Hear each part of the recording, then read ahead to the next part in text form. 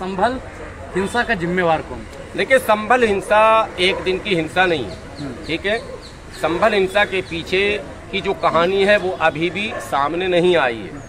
जिम्मेवार आप किसे मानते हैं? जिम्मेवार इसमें सब हैं। इसमें जिम्मेवार पुलिस जिम्मेदार है, मुसलमान भी जिम्मेदार है, पुलिस प्रशासन तो गलत है ना। मैं इसीलिए तो कह रहा हूँ, इसमें पुलिस प्रशासन, इसमें वकील साहिबान, इसमें जज साहिबान, जज साहब भी जिम्मेदार हैं। अच्छा। ये मैं नहीं कह रहा हूँ, देश के माने जाने सुप्रीम कोर्ट के बड़े बड़े वकील ने बयान दिया ऑन रिकॉर्ड कैमरे पर कि जज साहब भी जिम्मेदार है। अच्छा। प्रशासन भी जिम्मेदार है और मुस्लिम लीडरशिप भी जिम्मेदार है। संभल में जो पत्थरबाजी हो रही थी, प्रशासन का कहना है कि वो जम्मू कश्मीर वाले स्टाइल में पत्थर फेंका जा रहा है। नहीं, वो केवल यही तो मैं कह रहा हूँ, एक पक्ष पर कभी भी विश्लेषण नहीं होता है। हाँ। केवल आप ये कह दें कि पत्थरबाजी क्यों हुई, पत्थरबाजी क्यों हुई। हाँ। पत्थरबाजी जिसने भी की उसने कानून को हाथ में लिया, उसकी सजा उसको मिल चुकी है, आपके संज्ञान में नहीं है। 100 से अधिक लोग गिरफ्तार हैं, 3700 से अधिक लोगों पर अज्ञात मुकदमा दर्ज है, मतलब बचेगा कोई नहीं। एक बात तो हो गई। तो जिस पत्थरबाजी को आप हाईलाइट कर रहे हैं, जिसने अपराध किया, जुर्म किया, संविधान को हाथ में लिया, सामाजिक ताने बाने को तोड़ा, उसको उसकी सजा मिल चुकी है। एक बात क्लियर हो गई। अब आप नेक्स्ट पे सवाल कीजिए कि 19 तारीख को जब सर्वे हुआ, जबकि वो भी नहीं होना था according to places of worship act, लेकिन हाँ, लेकिन अगर हो गया तो कोई बवाल नहीं हुआ, बहुत शांतिपूर्वक हुआ। अब 19 के सर्वे में एक सवाल पैदा होता, पहले वहीं से चलिए जड़। नहीं, आप जहाँ से ले चलेंगे हम वहीं से चलेंगे। 19 के सर्वे में सीओ संभल का कहना है कि सांसद महोदय और विधायक महोदय आ गए थे, जबकि सर्वे में रूल है कि अदालत जिन जिन लोगों के नाम देगा वही जा सकते हैं, इसके अतिरिक्त कोई नहीं जा सकता है। फिर सांसद महोदय और विधायक महोदय क्यों पहुंचे? ये सवाल सांसद विधायक से मैं नहीं कर रहा हूँ, सीओ संभल से कर रहा हूँ कि क्यों पहुंचे, आपने जाने क्यों दिया। और अगर जाने के बाद भी सब कुछ शांतिपूर्ण रहा और आपने आपत्ति नहीं की, अगर आपत्ति करते तो 19 को शाम में ही प्रेस कॉन्फ्रेंस हो जाता डीएम का। 19 के शाम को ही एसपी कहते कि भाई संभल का सांसद जो है वो हम लोग को डिस्टर्ब कर रहा, लेकिन ऐसा कोई प्रेस कॉन्फ्रेंस 19 का नहीं है। मतलब साफ है कि सीओ, एसपी, डीएम सब इस बात पर सहमत थे कि ठीक है, सांसद महोदय या विधायक महोदय आए तो सही किया। सांसद महोदय का 20 को बयान आता है कि सब कुछ जो होना था शांतिपूर्वक हो गया, कुछ भी नहीं मिला, ठीक है, और वगैरह वगैरह जो उनको कहना था। अब 24 को फिर सर्वे की बात आती है। सवाल नंबर 1, 24 को अदालत का आदेश था क्या? नहीं था, क्योंकि सर्वे सेंसिटिव मुद्दा था। आपको अगर दोबारा करना था तो फिर दोबारा अदालत में आपको जाना था। वहां से आपको फिर से अनुमति लेनी थी, वो नहीं हुआ। जो एडवोकेट कमिश्नर है वो और डीएम साहब मिलकर और वादी पक्ष के वकील साहब जो मशहूर हो चुके हैं, जैन साहब, वो सब मिलकर उन्होंने रातों रात षड्यंत्र रचा। 23 तारीख को मस्जिद कमेटी के सदर जफर साहब का बयान है मार्केट में, और बयान देने के जुर्म में उनको गिरफ्तार भी कर लिया गया, ये भी आपको पता है। दायर हुई है कि अजमेर शरीफ नहीं, ठीक है, मैं उस पर आ रहा हूँ, मैं इसको पहले क्लियर कर देता हूँ संभल को। तो ये 24 को जो सर्वे हुआ यही गैर कानूनी था। अच्छा। तो जो लोग 24 के सर्वे में गए अदालत के बगैर अनुमति के, तो उन पर भी मुकदमा होना चाहिए। एक दूसरी बात, अगर आप गए पुलिस, मैं भी दिल्ली में हूँ, हजारों कार्यक्रम धरने प्रदर्शन करता हूँ, मुझे पता है कि आप जिस प्रकार से काम करने जाएंगे पुलिस उसी प्रकार की व्यवस्था करती है। पुलिस के पास 3 तरह के मुखबिर होते हैं। एक तो निजी उस आबादी में रहने वाले लोग मुखबिर होते हैं जो वहाँ की खबर देते हैं। एक सरकारी थाने का अमला होता है जो सिविल में होता है, और एक जिला से आता है, स्पेशल ब्रांच के लोग सिविल में आते हैं, ये सब इनपुट देते हैं। तो जब आपको सर्वे करना था 24 को अदालत के आदेश के बगैर भी, तो आपको 23 को मुखबिर मार्केट में छोड़ देना चाहिए था, इनपुट ले लेना चाहिए था कि क्या खिचड़ी पक रही है। तो वो आपसे थोड़ी बताएंगे, हो सकता है छोड़ रखा रहा हो। तो फिर क्या खबर दे रहे? पहले बोले 5000 की भीड़ थी, फिर बोले 20,000 की भीड़ थी, ये सब उनका बयान है। और अब कह रहे हैं कि 50,000 की भीड़ थी। तो आपका मुखबिर क्या कर रहा था? आपके एलआईओ क्या कर रहे थे? सवाल उनसे भी होगा। तो वो लोग, जिन लोगों ने लापरवाही बरती, उन पर कोई कार्रवाई होगी या नहीं, उन पर मुकदमा दर्ज होगा या नहीं होगा।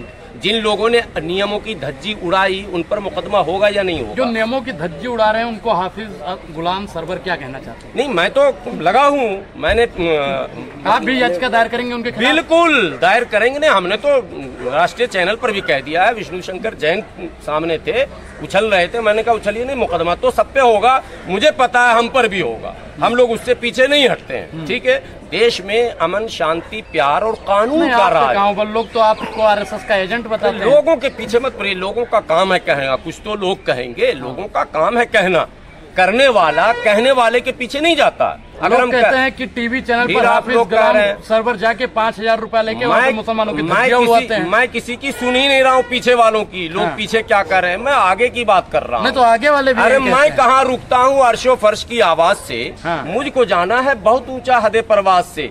अगर आप ये पीछे वालों की सुनने लगेंगे तो आगे कैसे बढ़ेंगे? कभी भी दुनिया में कोई भी वही आगे बढ़ा है जो पीछे उसके लोग क्या कह रहे हैं। मोदी जी के भी खिलाफ पीछे लोग कहते हैं, सामने कहते छोड़ दीजिए।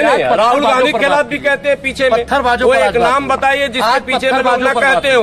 आज पत्थरबाजों पे ही बात हो। नहीं, पत्थरबाज पे तो कार्रवाई होगी, तो उस पर क्या बात करोगे आप? पत्थरबाज कौन थे? अरे यार, जब जो थे उन पे मुकदमा हो ना गया। 3700 जो मुकदमे हैं वो किन पर है बताइए आप? वो 3700 जो अज्ञात है कौन है?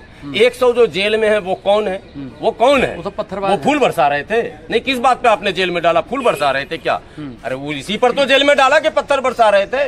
तो फिर उस मुद्दे को आप क्यों उठा रहे हैं? जब मुकदमा हो गया, गिरफ्तारी हो गई, तो उस पर बात नहीं किया जाना चाहिए। कोई सवाल ही नहीं पैदा होता। जिसको सजा आपने दे दी, अब अदालत के हवाले कर दिया। 5 लोग मारे गए।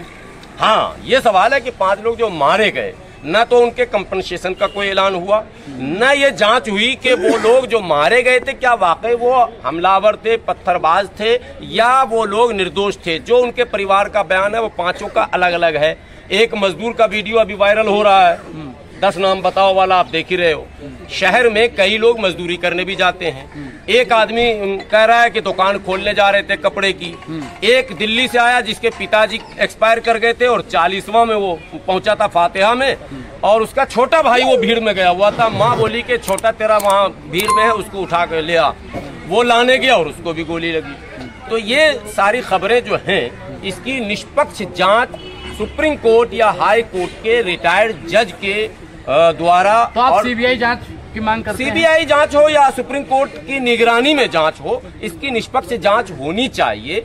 और जो लोग कसूरवार हैं, जो लोग तमाम, चाहे वो कुछ भी हो, नेता हो, पदाधिकारी हो या जनता हो, जो लोग भी कसूरवार हैं उनको सजा मिलनी चाहिए। ये तो हो गया संभल का।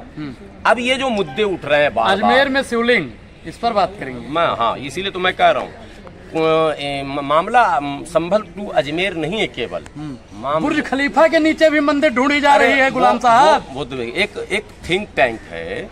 वो तो मैं तो कहता हूँ, आपके चैनल पर हंसीएगा मत, कुछ लोग कहते हैं कि मक्का में भी शिवलिंग है, तो मक्केश्वर कहा जाता है उनको। तो मैं तो कहता हूँ, विनती करता हूँ कि 2 काम पहले कर लीजिए। ये तो घर का मामला है यार, हमें तो 2 फाइट मार के कभी भी छीन लोगे, हमारे बटुए में है ही क्या। मक्केश्वर में अगर आप लोग कोशिश करें तो हम लोग आपके साथ हैं। पहले वो मक्का से उठाया जाए, उस पर कब्जा किया जाए। एक दूसरा, एक चीन के अंदर कैलाश पर्वत पे हैं विराजमान। ऐतिहासिक तथ्य बता रहा हूँ। नहीं, सही बता रहे हैं। तो वहाँ चीन पे भी अगर कोशिश की जाए तो उसमें भी हम साथ हैं। चीन और अरब पर पहले कब्जा किया जाए। बांग्लादेश के हिंदुओं के साथ का है नहीं? नहीं, बांग्लादेश के हिंदुओं के साथ तो हम हैं ही। हमसे ज्यादा किसी ने बयान ही नहीं दिया, आपने नहीं सुना। आप ही के लोग नहीं, आप नहीं सुना। हमारे लोग क्यों रहेंगे? वो बांग्लादेशी हैं, हमारे का क्या मतलब होता? बांग्लादेश की वहाँ पे मुसलमान अत्याचार कर रहे हैं। मुसलमान अत्याचार कर रहा है, हिंदू फिर आए ना मुसलमान हिंदू पर। आप मुसलमान, मैं तो बात कर रहा हूँ कुछ और, आप उसको मुसलमान हिंदू पर ला रहे हैं। तो चलिए उस पर भी मैं बोल देता हूँ। बांग्लादेश में जो कुछ भी माइनॉरिटी के साथ हो रहा है वो प्रायोजित है। भारत सरकार से विनती है मेरी फिर, और आज विनती कर रहा हूँ, मैं भी धरने प्रदर्शन पे बैठने वाला हूँ बहुत जल्द। अच्छा, कि जितनी जल्दी हो इसमें इंटरवीन करे, वहाँ की सरकार को काबू में लाया जाए। बांग्लादेश की औकात नहीं है इतनी जितना वहाँ कुछ हो रहा है। इसका मतलब भारत सरकार मौन, संसद चल रहा है। अब सुनिए, आप लोग उससे तो करेंगे नहीं सवाल। संसद में मुद्दा उठा क्या? नहीं उठा। क्यों नहीं उठा? इसका मतलब उसके लिए महत्वपूर्ण मुद्दा नहीं है। प्रधानमंत्री जी के लिए महत्वपूर्ण मुद्दा नहीं है। गृह मंत्री जी के लिए महत्वपूर्ण मुद्दा नहीं है, विपक्ष के नेताओं के लिए महत्वपूर्ण मुद्दा नहीं है। अल्पसंख्यकों पर अत्याचार हो रहे हैं, मंदिरों पर हमले हो रहे हैं, घरों में आग लगाए जा रहे हैं, उनके अधिकारों का हनन किया जा रहा है। लेकिन तो आपके पड़ोस में नहीं, आप पिंकी चौधरी पैदा करेंगे, जो यहाँ आप पिंकी चौधरी पैदा करेंगे, मतलब आप वहाँ का मामला भारत को भी अशांत करेंगे, मगर उसको टोकेंगे नहीं। कल राजू दास महाराज ने कहा कि भारत में एक सुअर अगर मर जाए तो सबके सब हड़ताल पर बैठ जाते। सही कहा, लेकिन हिंदू मारे जा रहे हैं उस पर कोई बोलने नहीं। राजू दास ने सही कहा, ये मुद्दा है, गंभीर मुद्दा है। मतलब आप उसको हिंदू मुस्लिम कह रहे हैं, मैं बहुसंख्यकवाद के विरोध में कह रहा हूँ। पूरी दुनिया में प्रचलन चल चुका है, जहाँ जो बहुसंख्यक है, चाहे वो पाकिस्तान हो, चाहे बांग्लादेश हो, चाहे म्यांमार हो बगल में आपके, चाहे श्रीलंका हो, वहाँ अल्पसंख्यकों के साथ अन्याय अत्याचार की खबरें लगातार आती हैं। विश्व समुदाय को भी इसकी चिंता होनी चाहिए। और साथ ही साथ चूंकि बांग्लादेश जो है यह हमारा पार्ट है, बांग्लादेश को स्वतंत्र कराने में भारत ने सैन्य मदद किया है, भारत की भूमिका रही है। बांग्लादेश असली बेटा है मेरा, पाकिस्तान नकली भागा हुआ बेटा, ये तो पैदा किया हुआ बेटा है, बात समझिए। इसलिए पाकिस्तान पर हम कम ध्यान दे रहे हैं। बांग्लादेश की औकात कैसे हो रही है कि जिसको हमने पैदा किया वो हमारे नीतियों के खिलाफ, और आप केवल हिंदू विरोधी बात कर रहे हैं, भारत विरोधी, भारत सरकार विरोधी भी षड्यंत्र वहां रचे जा रहे हैं। वहां चाइना और अमेरिका के बीच युद्ध में भारत बिल्कुल किनारे आ गया है, वहां कोई भूमिका नहीं बन रही है। लेकिन कुछ लोगों का कहना है कि जो शेख हसीना को यहाँ बिरयानी खिला रहे थे और वहाँ हिंदुओं की बात नहीं कर रहे हैं। नहीं, ये कुछ लोगों का जो सवाल किसी का ऐसा नहीं कि आप रिजेक्ट कर देंगे, सवाल पब्लिक करती है तो उसको आपको एड्रेस करना पड़ेगा। शेख हसीना का आपने स्वागत किया, ठीक है, यह आपका डिप्लोमेटिक मामला है, विपक्ष ने कोई आपत्ति भी नहीं की, इक्के दुक्के लोगों ने बोले होंगे, वैसी साहब ने कुछ बोला था। लेकिन भारत के रहते हुए और भारत का डंका बजते हुए विश्व पटल पर बांग्लादेश जैसे देश जिसको जन्म हमने दिया, हमारी सेना अगर न चाहती तो बांग्लादेश कभी जिंदगी में नहीं बनता। तो बांग्लादेश नमक हराम को ये सोचना चाहिए कि जिस भारत ने तुम्हें वजूद में लाया है उसी भारत के खिलाफ तुम्हारे यहाँ पॉलिसियां बन रही हैं, उसी भारत सरकार के खिलाफ तुम बयानबाजी कर रहे हो, और उसी भारत सरकार के नीतियों के खिलाफ तुम जो है यहाँ दूसरों को स्पेस दे रहे हो। तो ये भी एक चिंता का विषय है। ये संयोग है या प्रयोग है? नहीं, ये प्रयोग है, लेकिन इस प्रयोग पर प्रधानमंत्री का चुप्पी साधना ये आश्चर्यजनक नहीं है, बहुत ज्यादा हैरान करने वाला मामला है। मतलब आप प्रधानमंत्री जी के खिलाफ में जा रहे हैं? नहीं, खिलाफ नहीं, ये भारत के विदेश नीति के खिलाफ है।